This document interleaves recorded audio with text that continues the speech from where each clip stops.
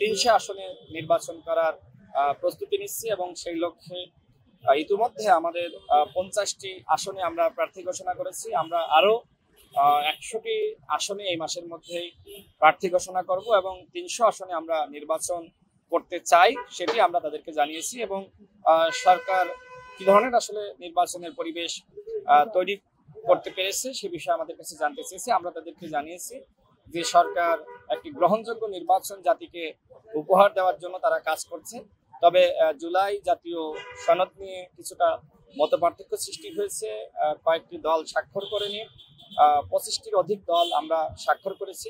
আমরা মনে করি এই জুলাই জাতীয় সনদ নিয়ে মতপার্থক্য এটি আসলে দূর করা দরকার এবং নির্বাচনের আগে যে বিষয়গুলোতে আমরা ঐক্যমত হয়েছি সেই বিষয়গুলোতে সংস্কার হওয়া দরকার এবং আমরা এটিও জানিয়েছি যে বিচারের কিছু দৃশ্যমান পদক্ষেপ নেওয়া দরকার। তারা আমাদের কাছে জানতে চেয়েছে যে জাতীয় পার্টির সাথে গণ অধিকার পরিষদের কোনো ক্লাশ আছে কিনা।